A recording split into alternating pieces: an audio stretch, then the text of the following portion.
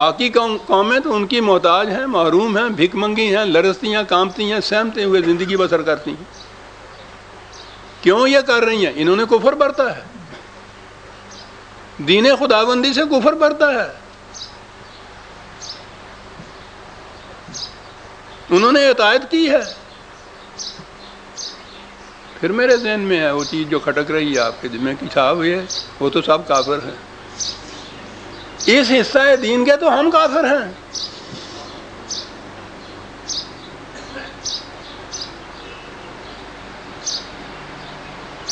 نتیجہ بھگت رہے ہیں، کفر کا نتیجہ جہنم ہے نا جہنم میں۔ یہی جو کائناتی حصہ ہے اس کے متعلق گفتگو ہو رہی ہے، طبعی زندگی کے متعلق گفتگو ہو رہی ہے، تو اس کے لیے بھی تو قرآن نے اس کو دین اللہ کہا ہے۔ تو کیا اس دین کے حصے میں جو جی میں آئے آپ کرتے چلے جائیں، کفر برتیں، الحاد برتیں، ظلم برتیں، اس کا تو کوئی نتیجہ نہ ہو؟ دین آپ اتنا ہی سمجھ لیں کہ ہم نے نماز کتنی پڑھ لی ہے، وہ اسے دین اللہ کہتا ہے، اور بہت بڑا حصہ ہے دین کا، یہ اٹل حصہ ہے، نتائج فوراً سامنے آتے ہیں، کوئی مداخلت نہیں کر سکتا۔ اس حصے کے اندر، خدا کے قانون کے اس حصے کے اندر کچہریاں نہیں لگی ہوئیں، رشوتیں نہیں چلتی، سفارشیں کام نہیں دیتی، اور دیکھتے ہیں کس قسم کا نظام ہے، عدل ہے یہ، اس لیے کہ حضرت انسان کو اجازت نہیں دی ہوئی کہ اس میں ہاتھ ڈالے، کھائے سینکھیا بن جائے مصری کی ڈلی، نہیں بن سکتی۔ تھوڑا سا وقفہ جو ہے ہر شے کے اندر وہ چیز ہے، خلاف ورزی کرتا ہے قانون کی، مرض ہوتا ہے، پہلے ہی دن وہ مرض موت نہیں طاری کر دیتا، وہ اس کے لیے ایک وقفہ ہوتا ہے۔ ہر ایک قانون کے لیے نتیجہ خیزی میں وقفہ مختلف ہوتے ہیں، وقفہ ہوتا ہے یہ، اس کے اندر اگر الیہ یرجعون ہو جائے، اس کی طرف رجوع کر لیا جائے، اس کے ان قوانین کی طرف جو مداوع کرتے ہیں ان چیزوں کا، شفا ہو جاتی ہے، تباہی سے بچ جاتا آدمی، اسی کو توبہ کہتے ہیں۔ جن قوموں نے یہ انکشافات کیے ہیں انہوں نے یہ بھی دیکھا ہے کہ فلاں قانون کی خلاف ورزی ہونے سے جو تباہی یا ہلاکت کی طرف جاتا ہے انسان، اس کا مداوع کس طرح سے ہو سکتا ہے۔ امراض کے لیے جس قدر یہ دوائیں اور روز بروز ان کے انکشافات ہوتے چلے جاتے ہیں، وہ یہی ہیں کہ وہ مہلت کا وقفہ درمیان میں ہوتا ہے، ورنہ یوں ہی غلط قسم کا ایک لقمہ کھایا اور اس کے بعد موت واقع ہو گئی تو پہلی چیز تو معاف رکھیے، پھر یہ تمام ڈاکٹر صاحبان کو تو کہیں لیبیا جانا پڑے گا، تو ان کی ضرورت ہی نہیں رہے گی، اسی وقت تو وہ مر جائے گا۔ یہ وہ مہلت کا وقفہ ہے، ان کو بھی زندگی دے رہا ہے، اس میں امکان ہے اس چیز کا، یہ توبہ ہے۔ تو آپ دیکھتے ہیں کہ یہ جو خارجی قوانین ہیں یا خارجی کائنات ہیں، اس کے اندر نظام عدل کس شدت سے کار فرما چلا جا رہا ہے، کیونکہ انسان کا دخل اس میں نہیں آتا۔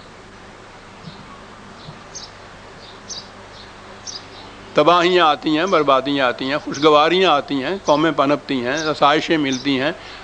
قوانین کی خلاف ورزی سے وہ کچھ ہوتا ہے، اس کے مطابق زندگی بسر کرنے سے یہ کچھ ہوتا ہے، درمیان میں وقفہ ہوتا ہے، اس وقفے میں مداوع، اس وقفے میں پھر بعض پرسی، بعض آئینی، یہ سب چیزیں آ جاتی ہیں اس کے اندر۔ قرآن یہ سمجھاتا ہے، قانون مہلت کے لیے یہ مثالیں دیتا ہے وہ۔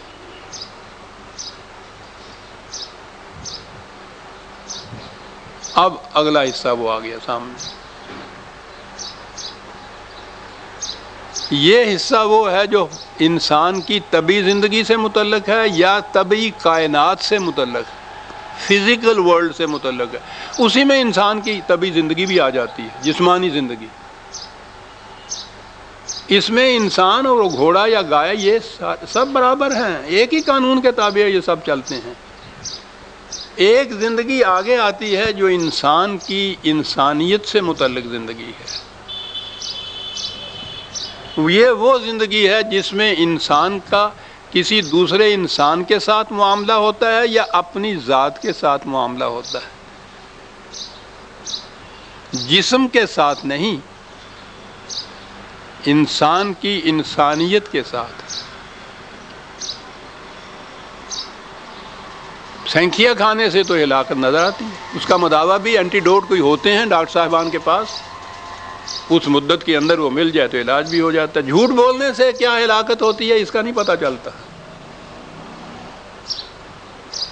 نہ یہ تحقیقات کے ذریعے سے انکشافات ہوئے ہیں کسی طرح، سائنٹسٹ ان قوانین کو نہیں معلوم کر سکے، یہ وحی کے ذریعے سے معلوم ہوئے۔ یہ ہے خدا تعالیٰ کی دوسری رحمت کہ اس نے ان قوانین کو خود وحی کے ذریعے سے دے دیا انسانوں کو، وہ ساری کاوشیں، ورنہ انسان کے لیے تو ایک بوٹی کی تاثیر معلوم کرنے کے لیے پتہ نہیں کتنی صدیوں کے تجربات درکار ہوتے تھے، اور اس تجربے کے اندر کتنی موتیں، کتنی ہلاکتیں، کتنی تباہیاں، کتنی بربادیاں ہوتی ہیں۔ جنہوں نے میڈیسن کے تجربے کیے ہیں، بڑا احسان ہے انسانیت کے اوپر ان کا، لیکن معلوم نہیں کہ وہ کن کن دشواریوں کے بعد، کن کن مراحل سے گزرنے کے بعد کسی نتیجے پہ پہنچے ہیں۔ یہ کہ سانپ کا زہر زندگی کو بچا بھی سکتا ہے، پتہ نہیں کتنے لوگوں کو سانپ ان میں سے ڈسوانا پڑا۔ یہ خدا کی رحمت تھی کہ یہ جو انسانیت سے متعلق قوانین تھے اس نے یہ بنے بنائے مرتب شدہ وحی کے ذریعے سے دے دیے انبیاء کرام کے حصے سے۔ اب یہ آیا دین کا دوسرا حصہ۔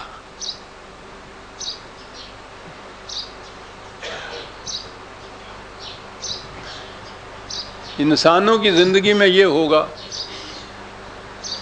کچھ لوگ تو وہ کہ وہی جو پہلا حصہ ہے دین کا، وہ اسی کا اتباع کرتے چلے جائیں، یہ دوسرا حصہ جو ہے اس کو اگنور ہی کر دیا انہوں نے۔ ایک تو وہ ہو گئے، ان لوگوں کو بہرحال یہ دنیا کی زندگی جو ہے، دنیاوی زندگی، اس کی حسنات تو حاصل ہو گئی نا۔ یہ دوسری کیٹیگری ان کی ہوئی، وہ ہماری، کہ اس نے یہ جو حصہ تھا کائنات کا، میٹیریل ورلڈ کا، اس کو اتنا قابل نفرت قرار دیا، میٹیریلسٹک الحاد اور بے دینی کے لفظوں میں، ایمانوں میں استعمال ہونے لگ گیا۔ مادہ قابل نفرت، یعنی بات تو یہ آئی ہمارے ہاں یہ اجمی تصوف سے، ساتھ ہی ہمارے بسنے والے ہندو، ان کے ویدانت کے اندر بنیاد یہ ہے ساری کہ انسان کی روح خدا کی روح کے اندر ایک حصہ تھی، یہ اس کی روح کا ایک حصہ جدا ہو کر اس سے کہیں نیچے آ گیا، گر گیا، اور آ کے یہ مادے کے دلدل میں پھنس گئی روح۔ اب یہ چیختی ہے، چلاتی ہے، اس دلدل سے نکلنے کے لیے